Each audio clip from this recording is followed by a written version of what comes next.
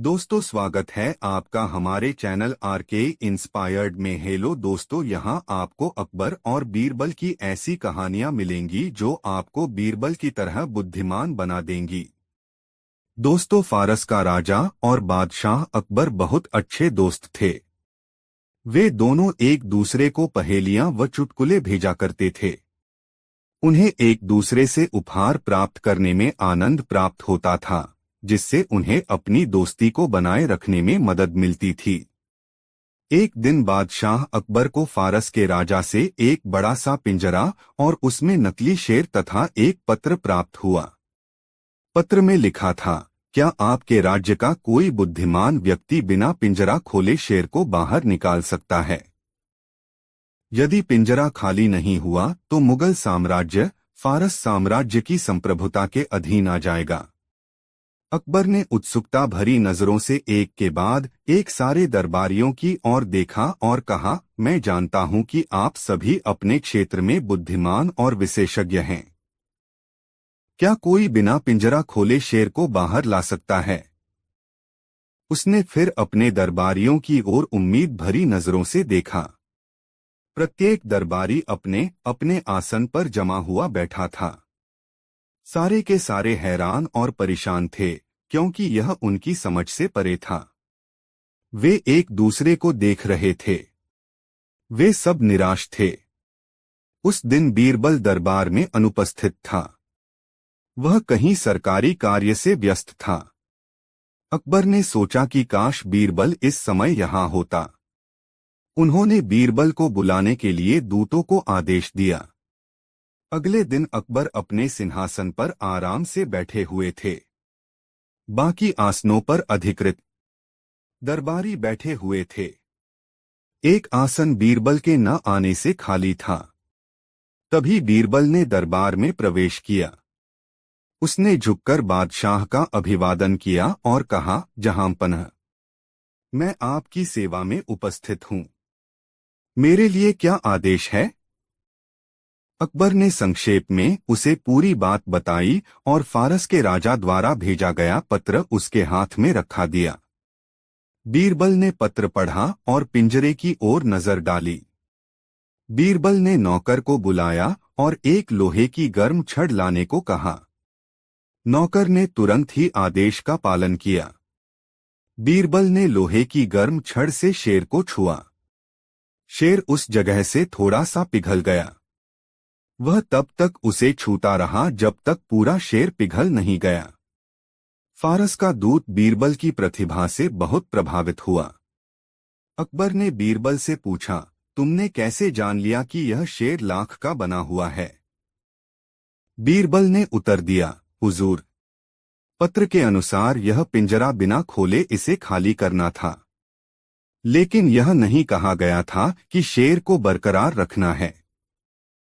मैंने बस यह सोचने की कोशिश की यह लाख का भी बना हो सकता है। फारस का दूत दरबारी अपने राज्य वापस चला आया और उसने बीरबल के बुद्धिमानी की एक और कहानी बताई। दोस्तों, अगली कहानी से पहले इस वीडियो को एक लाइक जरूर कर दें। दो दोस्तों, बादशाह अकबर को विद्वान और प्रतिभाशाली पुरुषों को अपने दरबार में रखने का बहुत शौक था। जब भी कोई प्रतिभाशाली व्यक्ति उसके राज्य में आता तो वह उसे अपने मंत्रियों में शामिल कर लेते थे। अकबर का दरबार गुणी व बुद्धिमान लोगों से भरा हुआ था। इनमें से 9 लोग अकबर के दरबार में नवरत्नों के रूप में जाने जाते थे। वे असाधारण प्रतिभाशाली और अपने अपने क्षेत्र में निपुण थे। उन्हीं दिनों महेशदास नाम का एक युवका अकबर के राज्य में एक छोटे से गवा में रहता था। उसने अपने पूरा जीवन इसी गवा में व्यतीत किया था। अब वह दुनिया की यात्रा करना चाहता था। उसने बादशाह के महल व बड़े नगरों के बारे में बहुत सारी कहानियां सुनी थीं। उसे यहाँ घूमना रोमांचक लग रहा था।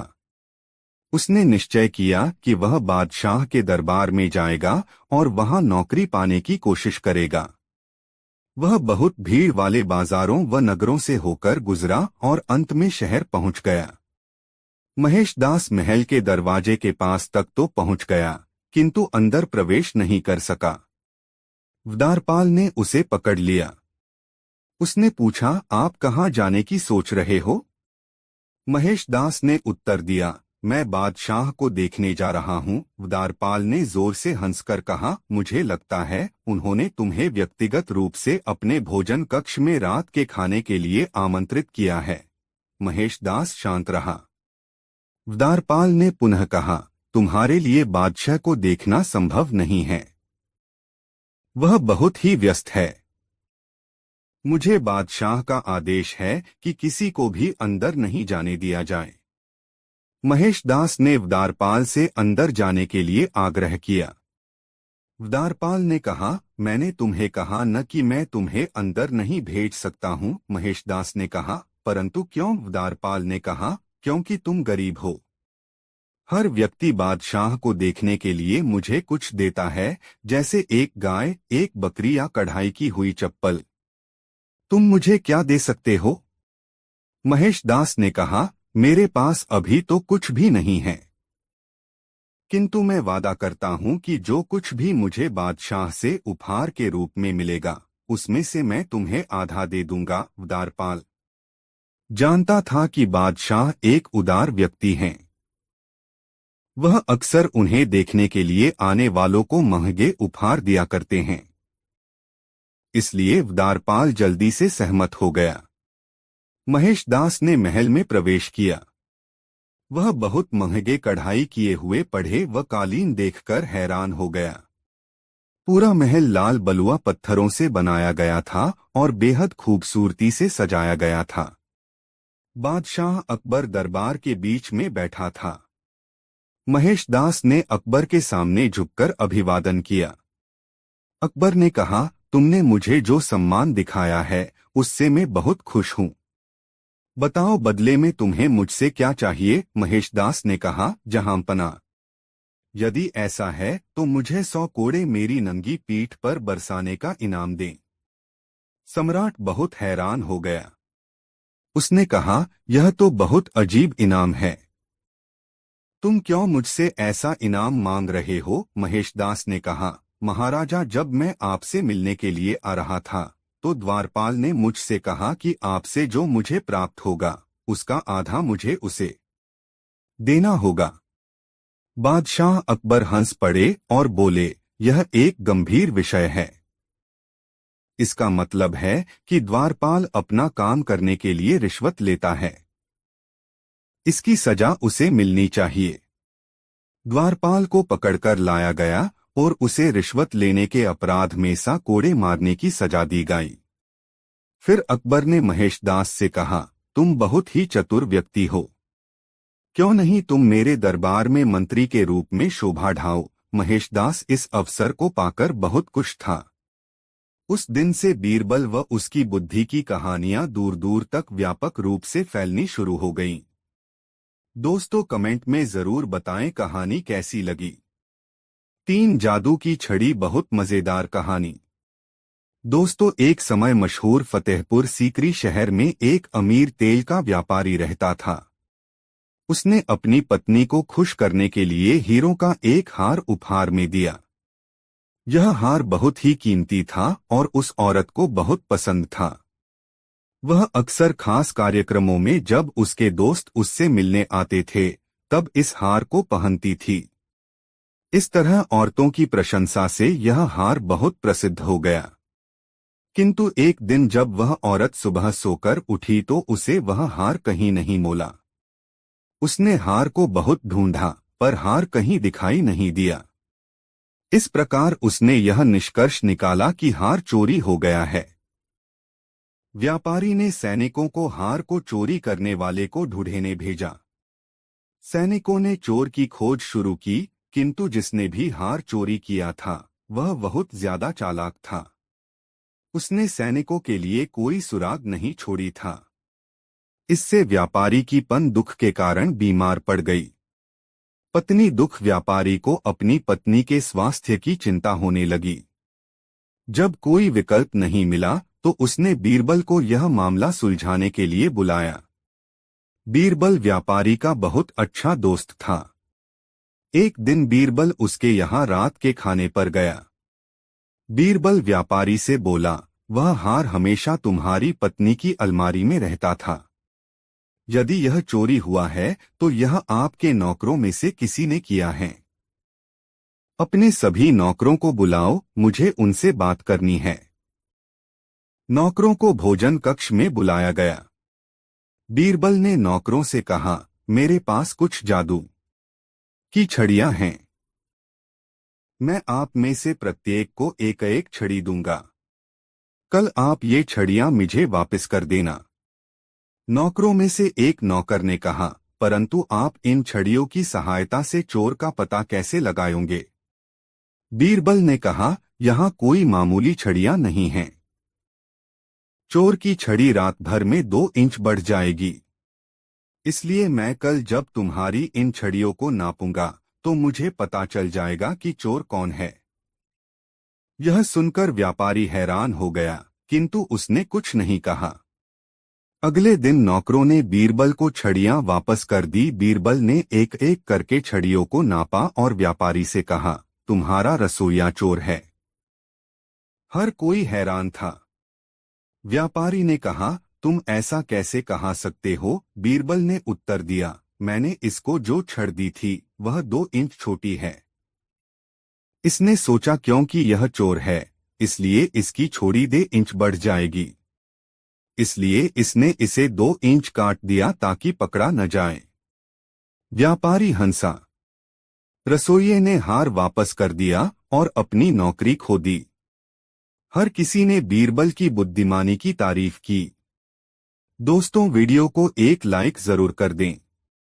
4 बेईमान न्यायाधीश, नई मजेदार कहानी। अकबर का राज्य बहुत ही बड़ा था, इसलिए उसने शहर में लोगों की विभिन्न समस्याओं का समाधान करने के लिए अनेक न्यायाधीशों की नियुक्ति की। एक दिन एक औरत सोने के सिक्के के थैले के साथ एक न्यायाधीश के पास जाकर बोली, श्रमाना, यह मेरे जीवन की जमा पूंजी है। मैं तीर्थ यात्रा पर जा रही हूँ और अपने साथ यह मेरे जीवन की जमा पूंजी है। मैं तीर्थ यात्रा पर जा रही हूँ और अपने साथ इतना पैसा नहीं ले जा सकती। कृपया जब तक मैं वापस नहीं आती तब तक यह थैला आप अपने साथ सुरक्षित रख लें। न्यायाधीश ने थैला अपने पास रख लिया। महिला उसने विदा लेकर तीर्थ यात्रा पर चली गई। 1 महीने बाद महिला वापस लौटी, तब वह सीधे न्यायाधीश के पास गई और उसने थैला वापस ले लिया। किंतु जब वापस घर आकर उसने थैले की सील तोड़ी तो उसने देखा कि थैला पत्थरों से भरा हुआ था। उसका सोना गायब था। वह न्यायाधीश के पास गई और उसने बहस करने लगी। न्यायाधीश ने कहा, दुष्ट औरत, तुमने खुद थैले में पत्थर भरे थे और अब मुझे भुगतान करने को कह रही हो। औरत के पास कोई और रास्ता नहीं था। वह न्याय के लिए बादशाह की अदालत में गई। अकबर ने जब कहानी सुनी तो वह बहुत हैरान हुआ। न्यायाधीश एक पुराना और शक्तिशाली आदमी था। अकबर बिना गवाहों के उसे दंड नहीं दे सकता था। इसलिए उसने बीरबल को बुलाया और उसे सब कुछ बताया। बीरबल ने कुछ देर सोचा और फिर उसने अकबर से कहा, जहांपनाह, आज सोने से पहले आप अपने बिस्तर की चादर को देखना। मैं इस मामले को कल हल कर लूंगा। अगले दिन अकबर ने बीरबल को कहा, मैंने वैसा ही किया जैसा तुमने मुझसे कहा था। किंतु सुबह जब मैं सोकर उठा तो देखा कि चादर बिल्कुल नई तरह की दिखी। बीरबल मुस्कराया और बोला, जहांपनाह, मुझे कुछ समय दीजिए, मैं आपको अपने गवाह लाकर दूंगा। कुछ समय के बाद बीरबल एक बूढ़े दर्जी को पकड़कर लाया। दर्जी ने कहा, हाँ, मेरे मालिका पुराने न्यायाधीश ने एक थैला मुझे सिलाई करने के लिए दिया था। मुझे यह समझ नहीं आया कि उसे सीलने से पहले उसमें पत्थर डालने की क्या जरूरत थी। महिला ने थैला बाहर निकाला और दर्जी से पूछा, क्या वह यही थैला है? दर्जी ने हाँ में सिर हिलाया। अकबर ने न्यायाधीश को बुलाया और उसे पैसे वापस करने को कहा। फिर उसने न्यायाधीश को धोखाधड़ी करने के कारण 50 कोड़े मारने का आदेश दिया। अकबर ने बीरबल से पूछा कि उसे उस दर्जी के बारे में कैसे पता चला। बीरबल बोला, जहांपना, जब आपने कहा कि सुबह आपकी चादर पहले की तरह नई थी, तो मैंने आपके कमरे की सफाई करने वाली से चादर सिलने वाले दर्जी के बारे में पूछा, तो वह जाकर इसे ले आई। मुझे पता चला कि इस शहर में एक बूढ़ा दर्जी है जो सिलाई करता है और चीजों को पहले की तरह नई बना देता है। इसलिए मैंने अनुमान लगाया कि यह पैसों वाला थैला भी इसी ने सिला होगा जो न्यायाधीश ने पैसे निकालने के लिए फाड़ा था। यह कहानी सुनकर अकबर ने बीरबल की बुद्धि की बहुत प्रशंसा की। दोस्तों, यह वीडियो आपको पसंद आई हो तो अपने मित्रों के साथ जरूर शेयर करें। 5 दोस्तों, जब से बीरबल बादशाह अकबर को दरबार में शामिल हुआ था, तब से अकबर के दरबार के कुछ मंत्री खुश नहीं थे। अकबर ने बीरबल का पक्ष अधिक लेना शुरू कर दिया था। इस बात ने मंत्रियों को बीरबल से ईर्ष्या को करने वाला बना दिया। उन्होंने शाही नाई की मदद लेने का निश्चय किया। नाई एक गरीब व्यक्ति था। वह मंत्रियों की इस बुरी योजना में शामिल नहीं होना चाहता था, किंतु उनके द्वारा दिए गए सोने के सिक्कों के कारण वह उनका विरोध नहीं कर सका। इसलिए वह मदद के लिए राजी हो गया। एक दिन जब वह अकबर के बाल लाट रहा था तो उसने कहा, जहांपना, कल रात मैंने एक सपना देखा। आपके पिता मेरे सपने में आए और बोले कि वह स्वर्ग में आराम से हैं। उन्होंने आपको चिंता न करने को कहा। अकबर ने जब यह सुना तो वे उदास हो गए, क्योंकि जब उनके पिता मरे थे तब वे बहुत छोटे थे। वे अपने पिता को बहुत ज्यादा याद करते थे। वह बोले, मेरे पिता ने और क्या कहा? मुझे सब कुछ बताओ। नाई ने कहा, जहांपना, उन्होंने कहा कि वह ठीक है, किंतु थोड़ा बहुत ऊब गए हैं। वह बोले, यदि आप बीरबल को वहां भेज देंगे तो वह उन्हें बहुत खुश रखेगा। वह स्वर्ग से बीरबल को देखते हैं और उसकी बुद्धि और हास्य की प्रशंसा करते हैं। अकबर ने बीरबल से कहा, प्रिय बीरबल, मैं तुमसे बहुत खुश हूं, किंतु अपने पिता के पास तुम्हें भेजते हुए मुझे बहुत दुख हो रहा है। जो स्वर्ग में खुश नहीं हैं, वे तुम्हें अपने पास बुलाना चाहते हैं। तुम्हें स्वर्ग में जाना होगा और उनका मनोरंजन करना होगा। बीरबल ने यह सुना तो वह चौंक गया। बाद में उसे पता चला कि यह मंत्रियों और नाइव द्वारा बनाई गई योजना थी। उसने अपने घर के बाहर एक कब्र खुदवाई और कब्र के साथ एक रंग खोदी जो उसके शयन कक्ष तक जाती थी। फिर वह अकबर के पास गया और बोला, मैं स्वर्ग जाने के लिए तैयार हूं, किंतु हमारे परिवार की परंपरा है कि हमें अपने घर के बाहर दफन किया जाता है। मैंने पहले से ही कब्र की व्यवस्था कर ली है। मैं आपसे अनुरोध करता हूं कि मुझे वहां सीधा दफन कर दिया जाए। अकबरन ने बीरबल की इच्छा पूरी की। बीरबल को जिंदा दफन कर दिया गया। बीरबल सुरंग के रास्ते से अपने घर आ गया।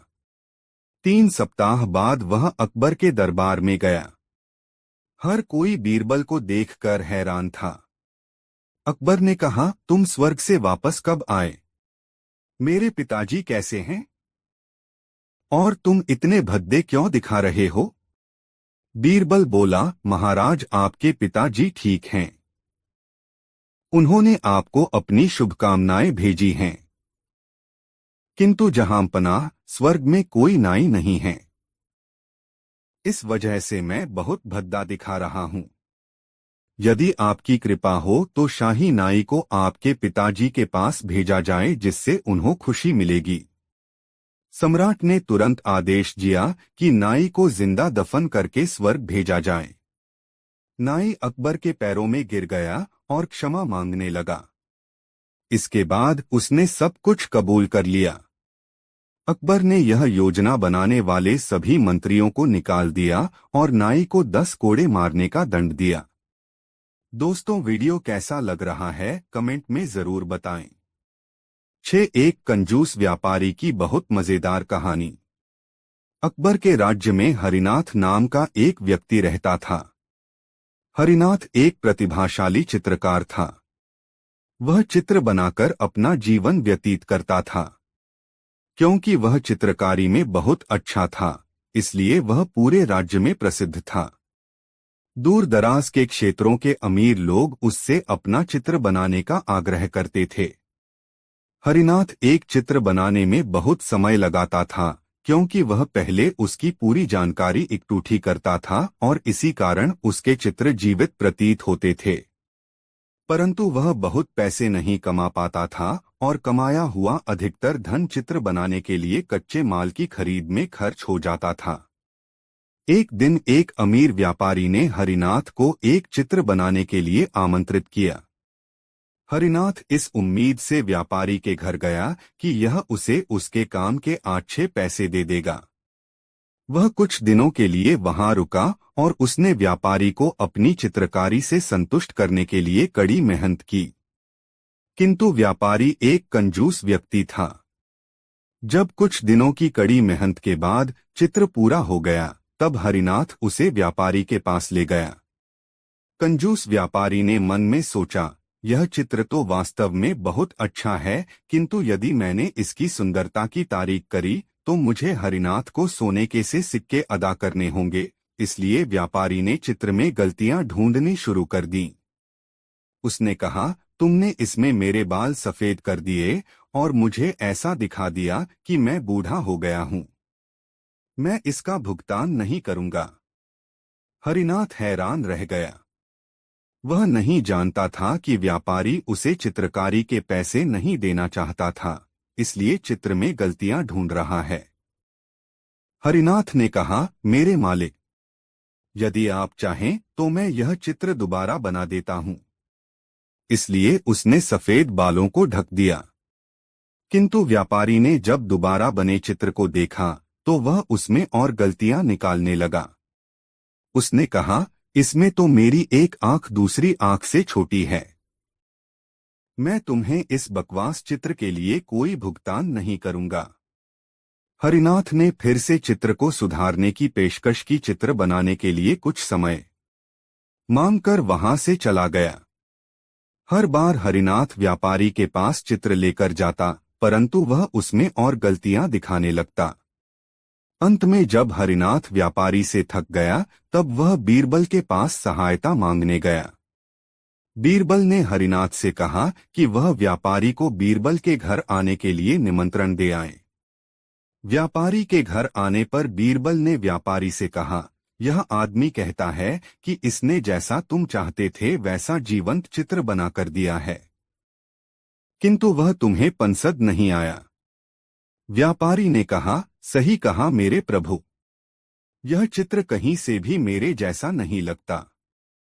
बीरबल ने हरिनाथ से कहा, ठीक है हरिनाथा, तुम इस आदमी का दूसरा चित्र बनाओ जैसे कि तुमको पसंद हो।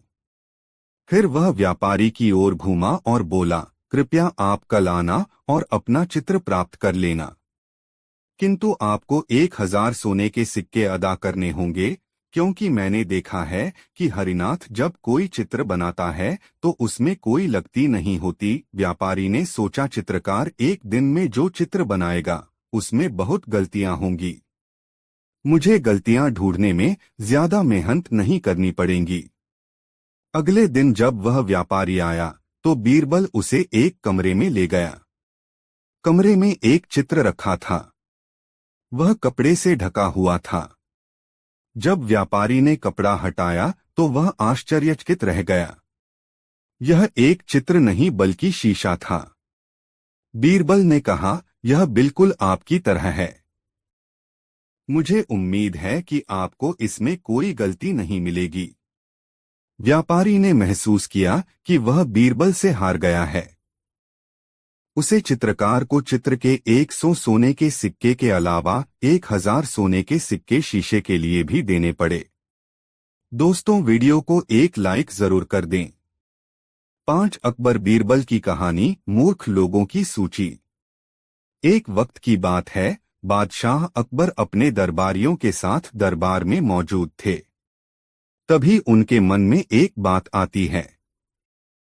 बादशाह बोलते हैं कि मेरे आसपास हमेशा बुद्धिमान लोग रहते हैं और मैं उनके बीच रहकर बोर हो गया हूँ। मैंने फैसला किया है कि मुझे कुछ मूर्ख व्यक्तियों से मिलना चाहिए। अकबर बीरबल से कहते हैं, तुमने हमेशा हमारी मदद अपने ज्ञान और चतुराई से की है। हम चाहते हैं कि इस बार भी तुम ऐसा ही कुछ करो और हमारे लिए 6 मूर्ख व्यक्ति ढूंढ कर लेकर आओ। बीरबल जी जहां पनाह, मैं आपके लिए 6 मूर्ख व्यक्ति जरूर ढूंढ कर लाऊंगा। अकबर, हम आपको 6 मूर्ख व्यक्ति ढूंढने के लिए 30 दिन का समय देते हैं। बीरबल जहां पनाह, मुझे इतने अधिक समय की आवश्यकता नहीं पड़ेगी। अकबर, ठीक है, अगर तुम उससे पहले ही मूर्ख व्यक्ति ले आ सकते हो तो यह अच्छी बात है।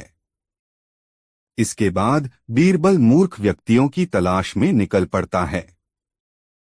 बीरबल रास्ते में पूरा समय इसी सोच में था कि उसे वो मूर्ख लोग कहाँ मिलेंगे। तभी उसे गधे पर बैठा एक आदमी दिखाई देता है, जो सिर पर घास की गठरी रखे हुए था। बीरबल ने तुरंत घोड़ा रोका और उससे उसकी पहचान पूछने लगा। बीरबल, कौन हो तुम और ऐसे गधे पर बैठकर और घास अपने सिर पर लेकर क्यों जा रहे हो? व्यक्ति, मैं रामू हूँ और मेरा गधा कमजोर व थका हुआ है, इसलिए गधे का बोझ कम करने के लिए मैंने घास की गठरी अपने सिर पर रखी है। यह सुनकर बीरबल सोचता है कि मुझे पहला मूर्ख व्यक्ति मिल गया। फिर बीरबल उससे कहता है कि तुम जानवरों के बारे में इतना सोचते हो, इसलिए मैं तुम्हें बादशाह अकबर से इनाम दिलवाऊंगा। यह कहकर बीरबल उस व्यक्ति को अपने साथ चलने के लिए कहता है। इनाम की बात सुनकर रामू बीरबल के साथ हो लेता है। बीरबल और रामू कुछ दूर चले ही थे कि बीरबल को 2 व्यक्ति आपस में लड़ाई करते हुए दिखाई दिए।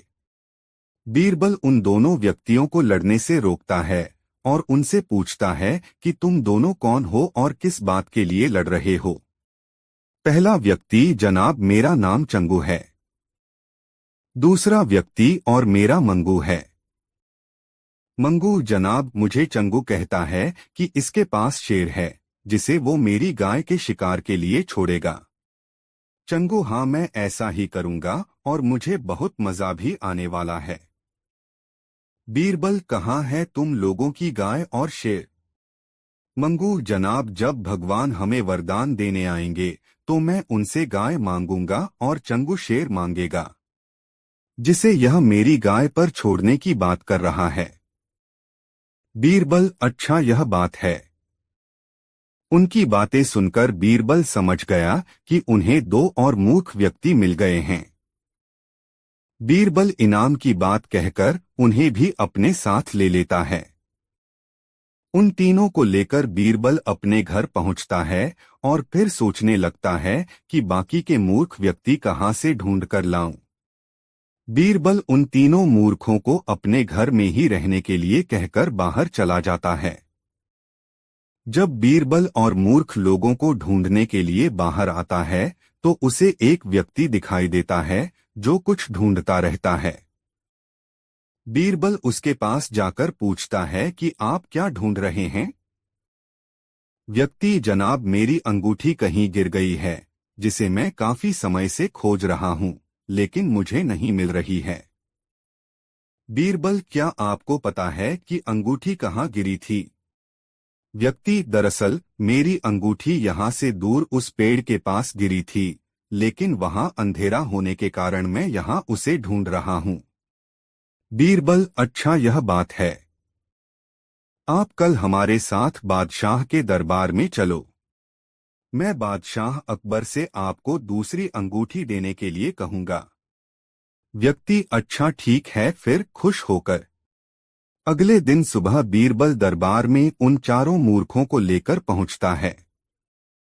बीरबल, बादशाह अकबर, मैं आपके कहे अनुसार मूर्ख व्यक्तियों को ढूंढ कर ले आया हूं।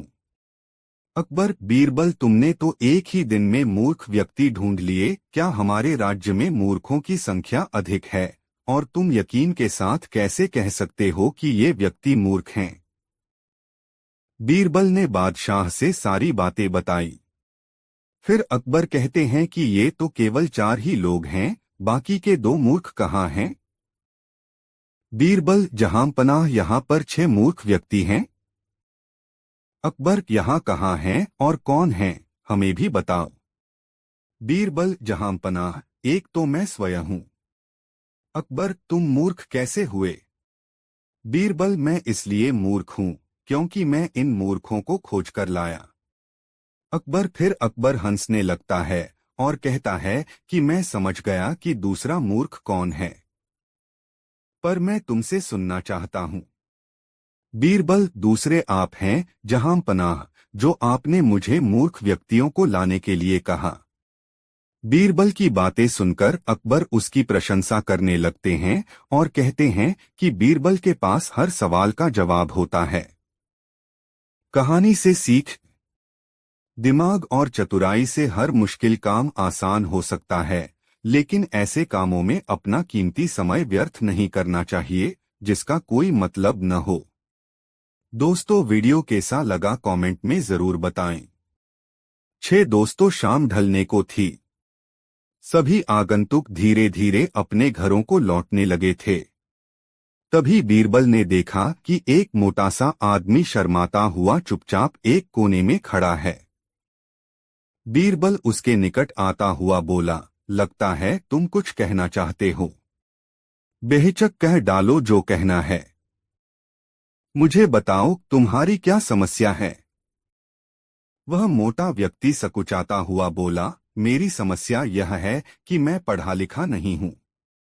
मैंने अपनी शिक्षा पर ध्यान नहीं दिया, जिसका मुझे खेद है। मैं भी समाज में सिर उठाकर सम्मान से जीना चाहता हूँ, पर अब नहीं लगता है ऐसा कभी नहीं हो पाएगा।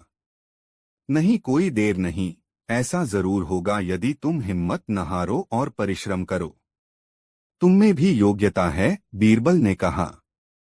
लेकिन ज्ञान पाने में तो सालों लग जाएंगे, मोटे आदमी ने कहा। मैं इतना इंतजार नहीं कर सकता।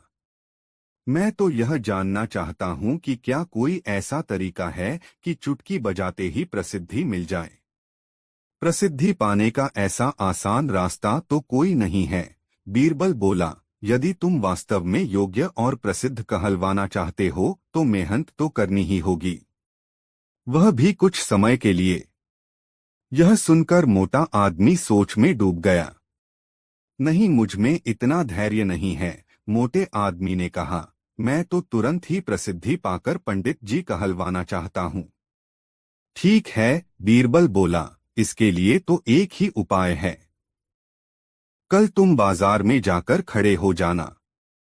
मेरे भेजे आदमी वहां होंगे जो तुम्हें पंडित जी कहकर पुकारेंगे। वे बार बार जोर जोर से ऐसा कहेंगे। इससे दूसरे लोगों का ध्यान इस ओर जाएगा, वे भी तुम्हें पंडित जी कहना शुरू कर देंगे। ऐसा होना स्वाभाविक भी है। लेकिन हमारा नाटक तभी सफल होगा जब तुम गुस्सा दिखाते हुए उन पर पत्थर फेंकने लगोगे या हाथ में लाठी लेकर उनको दौड़ाना होगा तुम्हें। लेकिन सतर्क रहना, गुस्से का सिर्फ दिखावा भर करना है तुम्हें। किसी को चोट नहीं पहुंचनी चाहिए। उस समय तो वह मोटा आदमी कुछ समझ नहीं पाया और घर लौट गया। अगली सुबह वह मोटा आदमी बीरबल के कहेनुसार व्यस्त बाजार में जाकर खड़ा हो गया।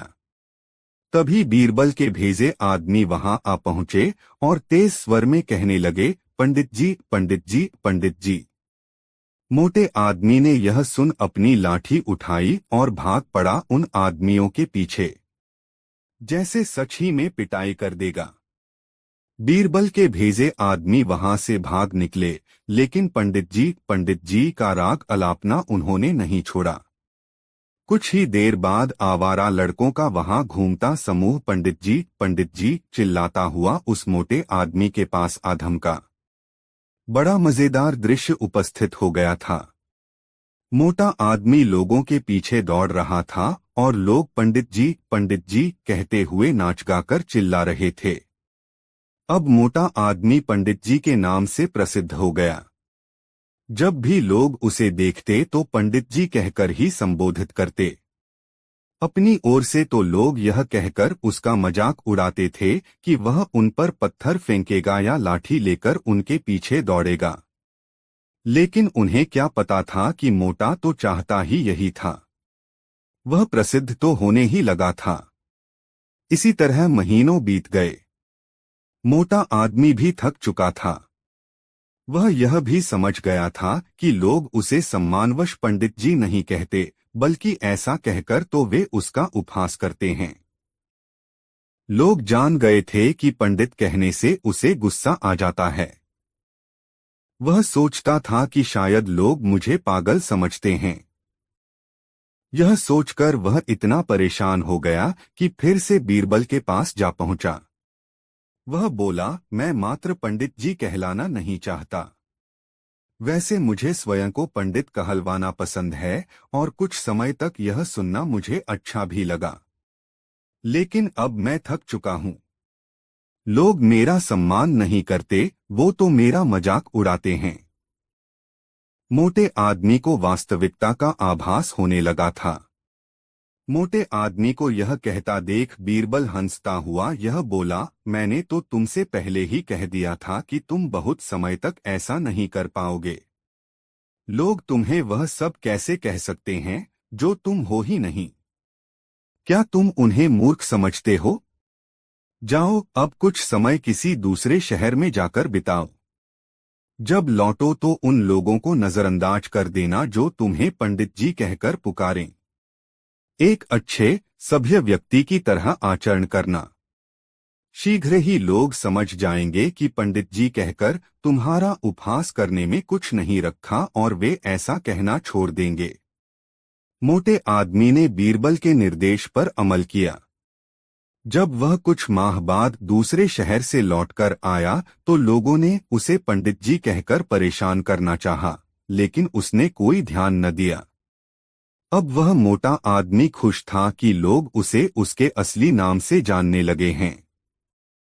वह समझ गया था कि प्रसिद्धि पाने की सरल राह कोई नहीं है। दोस्तों, वीडियो को लाइक जरूर कर दे और दोस्तों कहानी कैसी लगी कमेंट में जरूर बताएं। 7 बीरबल और 3 गुड़िया बहुत मजेदार कहानी। दोस्तों, एक बार एक कलाकार 3 सुंदर गुड़ियों को लेकर बादशाह अकबर के दरबार में आया। ये गुड़िया बिल्कुल एक समान थी। उनमें इतनी समानता थी कि उनके बीच अंतर करना बहुत मुश्किल था। अकबर को गुड़िया बहुत प्यारी लगी। उसने कहा, ये गुड़िया मुझे बेच दो और मैं तुम्हें इनकी अच्छी कीमत दूंगा। कलाकार ने कहा, जहांपना, ये गुड़िया बेचने के लिए नहीं है। बेशक मैं आपको ये उपहार के रूप में दे दूंगा यदि आपको दरबार में कोई यह बता दे कि तीनों में से अच्छी कौन सी है। यह एक अजीब पहेली थी। अकबर ने गुड़ियों को उठाया और करीब से देखा, किंतु तीनों गुड़ियों में इतनी समानता थी कि अकबर यह नहीं कह सका कि कौन सी अच्छी है। तब उसके प्रत्येक मंत्री ने इस पहेली को सुलझाने की कोशिश की, परंतु वे असफल रहे। अकबर ने बीरबल को बुलाकर कहा, प्रिय बीरबल, तुम क्यों नहीं कोशिश करते? मुझे विश्वास है कि तुम इस पहेली को हल कर लोगे। बीरबल अकबर की ओर सम्मान से झुका और गुड़ियों के पास गया। उसने प्रत्येक गुड़िया को हाथ में उठाया और बड़ी बारीकी से उनको देखा। हर कोई आश्चर्यचकित था। उसने एक गुड़िया के कान में फूंक मारी। हवा उसके दूसरे कान से बाहर आ गई। फिर उसने दूसरी गुड़िया को कान में फेंक मारी, किंतु इस बार हवा उसके मुंह से निकली। जब बीरबल ने तीसरी गुड़िया के कान में फूंक मारी तो हवा कहीं से भी बाहर नहीं निकली। बीरबल ने कहा, जहांपना, यह तीसरी गुड़िया ही इन तीनों में सबसे अच्छी है। अकबर हैरान हो गया। उसने कहा, तुमने यह कैसे जान लिया? बीरबल ने कहा, मेरे मालिका, यह तीनों गुड़िया 3 व्यक्तियों की तरह है। जब मैंने पहली गुड़िया के कान में फूंक मारी तो यह दूसरे कान से बाहर आ गई। ऐसे ही जब हम एक रहस्य किसी दूसरे व्यक्ति को बताते हैं तो वह अगले ही पल उसे भूल जाता है। जब मैंने दूसरी गुड़िया के कान में फूंक मारी तो वह उसके मुंह से बाहर निकल गई। ऐसे ही कुछ व्यक्ति जो कुछ सुनते हैं उसे शीघ्र ही दूसरे व्यक्ति को बता देते हैं। ऐसे व्यक्ति कभी रहस्य को छुपाकर नहीं रख सकते। किंतु जब तीसरी गुड़िया के कान में फूंक मारी तो हवा कहीं से भी बाहर नहीं आई। इस तरह के व्यक्ति अच्छे होते हैं जो रहस्य को छुपकर रखते हैं। आप इन्हें कोई भी रहस्य की बात बता सकते हैं। कलाकार ने कहा, मैंने अभी तक केवल बीरबल के बारे में सुना था, किंतु आज मैंने इसे देख भी लिया।